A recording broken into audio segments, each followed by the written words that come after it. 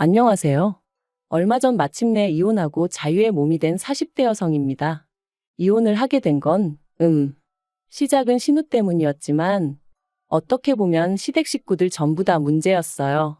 그나마 남편만 이리저리 휩쓸리지 않고 든든하게 제 곁을 지켜주었다면 제가 먼저 남편 손을 놓는 일은 없었을 테지만, 남편마저 그 모양인 걸 알았을 땐 더는 안 되겠다 싶었고요. 이제 다 끝난 인연인데 이런 걸 구구절절 말해 뭐하나 싶지만 남편하고는 사내 커플로 만났어요. 남편이 나이는 저보다 7살이나 많았지만 직급은 같았거든요. 그렇다 보니 팀이 다르긴 했어도 일적으로 자주 마주치게 되었죠.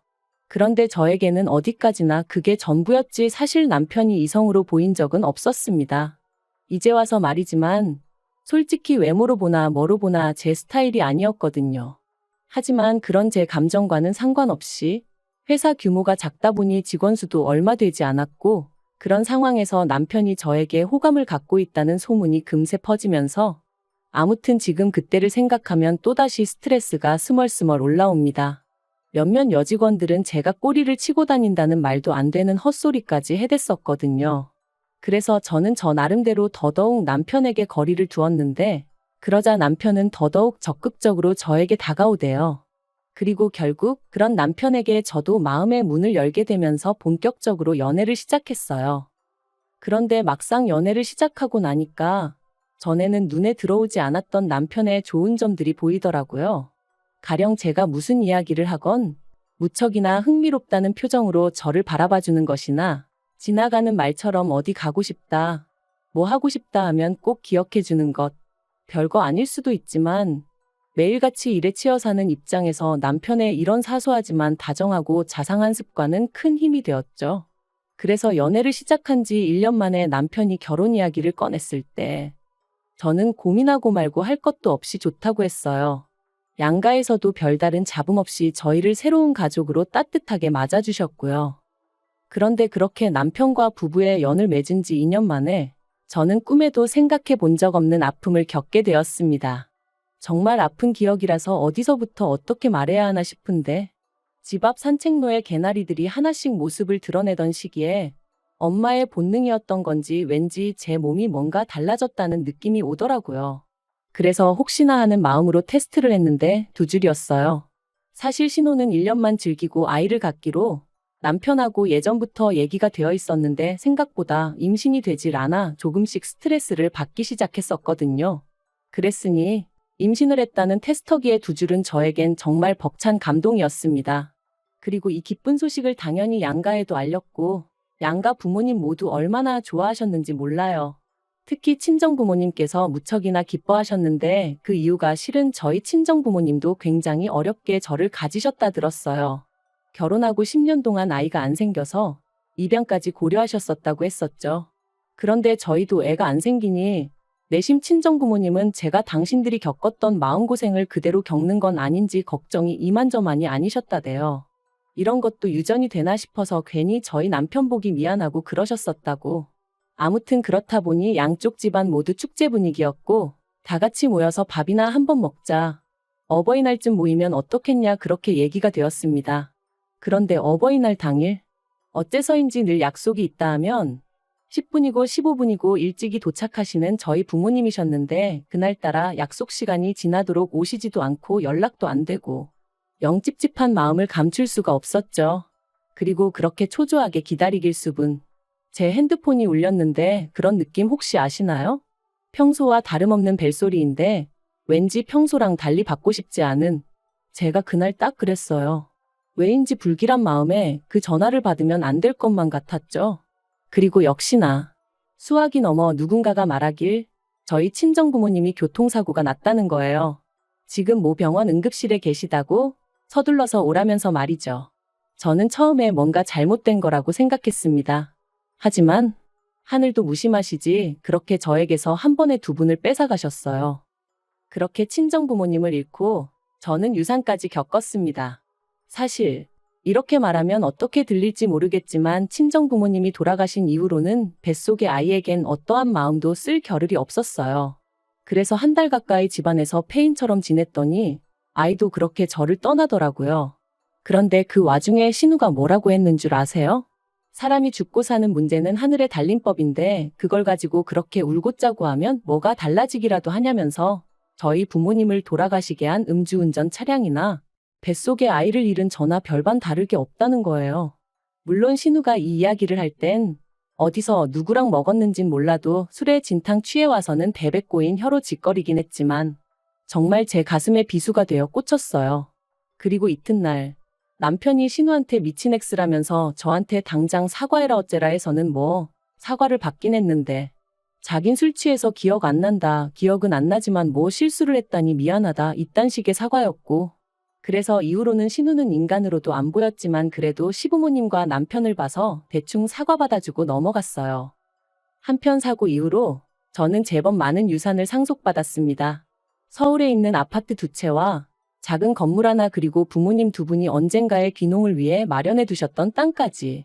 2분 다 알뜰하신 건 알았고 그래서 재산이 어느 정도 있으실 거란 짐작은 하고 있었지만 그래도 이 정도의 규모일 줄은 몰랐기에 솔직히 적잖이 놀랐던 게 사실이에요.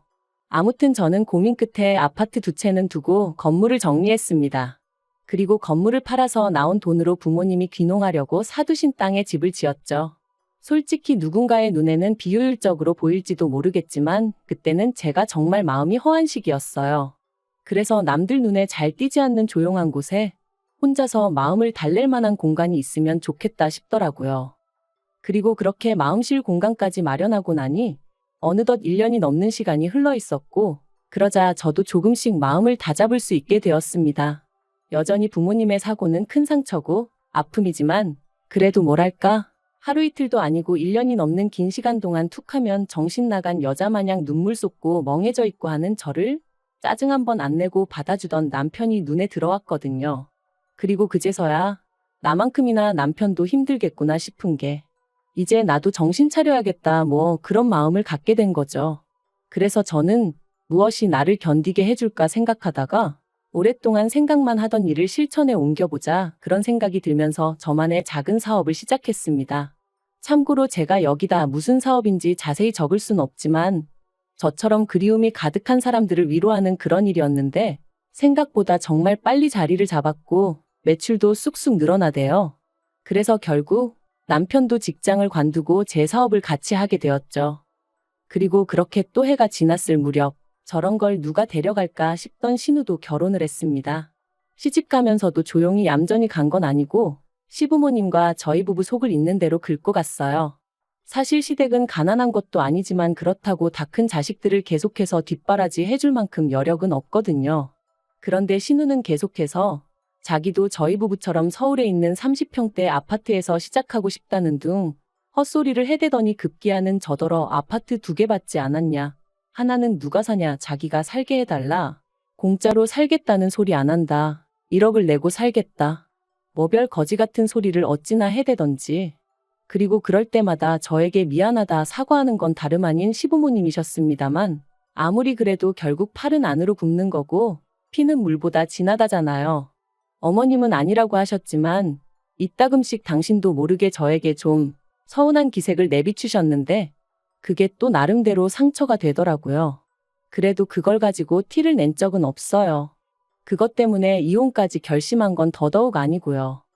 결국 신우 시집 갈 때 저희 부부가 1,000만 원 보태주는 걸로 이야기가 마무리되었고 그렇게 또 비록 겉으로만이긴 했어도 적당히 잘 지내고 있다고 생각했는데 결혼한 지 6개월도 안 돼서 시매부가 실직을 했다며 신우가 시매부를 저희 부부가 하는 사업에 좀 끼워달라고 연락을 해왔습니다. 마침 제가 직원을 한두 명 더 뽑아야겠다 생각을 하고 있긴 했는데 신우가 어떻게 알고 연락을 했나 싶을 정도로 기가 막힌 타이밍이었지요. 그리고 이번에는 전보다는 조금 더 노골적으로 시부모님이 그러지 말고 기회를 한 번 주면 안 되냐는 식으로 얘기를 하셨어요. 그리고 시부모님이 그렇게까지 나오시니 제가 무조건 싫다고 하기도 그렇더라고요. 그래서 알겠다 하고 자의반타의반으로 시매부를 고용했습니다. 그리고 시매부가 합류한 지 어느덧 1년이 되어가던 올해 초 2월이었어요. 아버님 생신이라서 온 가족이 모인 자리였는데 신우가 또 권하는 사람도 없는데 혼자서 그렇게 술을 마셔대더라고요. 제가 남편한테 좀 말려보라고 했지만 시매부도 가만히 있는데 자기가 뭐하러 나서냐며 지도 뭐 힘든 일이 있어 저러는 거 아니겠냐? 신경 쓰지 마라 그러대요. 그런데 점점 속도까지 빨라지더니 급기야는 시댁 거실에서 화장실이 엎어지면 코다을거린데 거길 가다가 홀라당 미끄러지질 않나. 그런데 더 황당한 건 그런 신우를 보고도 심해부는 낄낄 웃어대기만 할 뿐 말릴 생각이 없어 보이대요. 그리고 그 꼬라지를 보고 있으니까 왜 다른 직원들이 심해부 이야기만 나오면 짜증스러운 표정을 지었는지 같이 일하기 열받는 타입이라고 불평을 해댔는지 조금은 알 것도 같더라고요. 아무튼 신우까지 이리 자빠지고 저리 자빠지는 걸 보니 그만 자리 정리하고 집에 가는 편이 낫겠다 싶었습니다. 그래서 남편하고 같이 뒷정리를 하고 일어서려는데 신우가 제 손목을 딱 잡더니 좋겠다 그러는 거예요. 그래서 또 무슨 헛소리를 하려고 일어나 싶어서 뭐가 좋냐고 많이 취한 것 같으니 일단은 들어가서 자라고 했죠. 그런데 신우는 쉽사리 저를 놔주지 않았습니다. 그리고는 한다는 말이 1년 동안 내 남편 개같이 부려먹었으면 이제 가게 하나 차려줘요 그러는 거예요. 이게 무슨 소린가 싶어서 남편을 쳐다봤습니다. 그랬더니 남편도 황당한 표정으로 절 쳐다보더라고요. 그런데 그때 신우가 또다시 오빠가 그랬잖아. 내 남편 언젠가 독립시켜줄 거라고 그러는데 제가 남편을 쳐다보니까 그게 그런 뜻이 아니었다면서 하도 신우가 찡찡거리길래 저도 다 생각이 있을 거다. 일만 잘하면 제 성격에 모른 척하지 않을 거다 뭐 그랬다는 거예요. 어이가 없어서. 결국 혼자 아무 소리나 떠들어대는 신우를 뒤로하고 저는 불쾌한 마음을 감추지 못한 채 시댁을 떠났습니다. 그리고 남편과 집으로 오는 내내 한마디도 나누지 않았어요. 남편이 제 눈치를 살살 본다는 건 느껴졌지만 아는 척도 해주고 싶지 않았죠. 그리고 이튿날 예전과 마찬가지로 신우에게 전화가 왔습니다. 하지만 전과 달리 신우는 자기가 뭐라고 했는지 정확히 기억하고 있더라고요. 한 달에 300도 안 주고 사람을 부려먹었으면 이제라도 뭐 어떻게든 보상을 해줘야 하는 거 아니냐면서. 그래서 저도 신우한테 심해부가 하루에 5시간 일하는데 얼마를 받아갈 줄 알았냐 했습니다.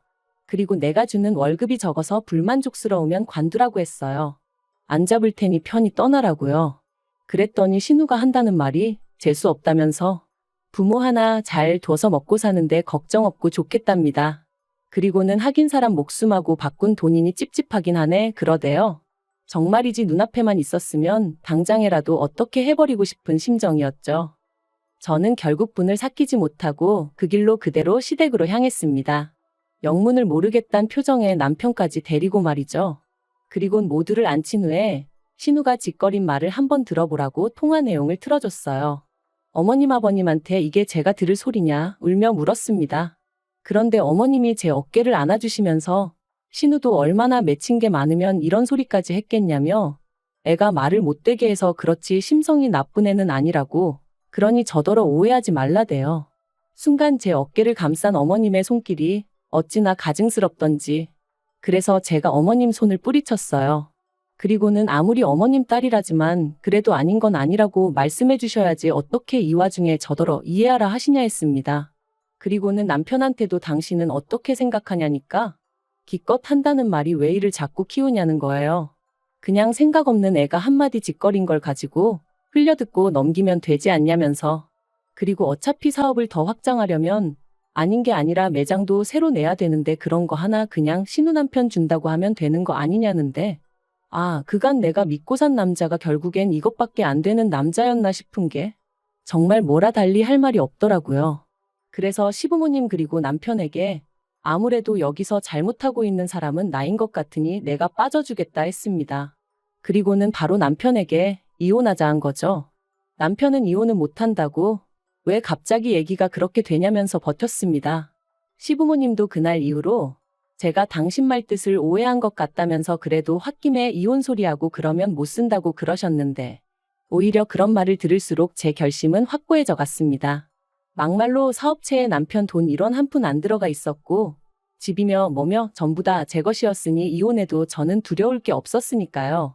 그리고 일이 정말 커지고 나니까 그제서야 신우가 한다는 말이 자기가 제가 셈이 나서 말을 좀 얄밉게 한 거 안다며 미안하다대요.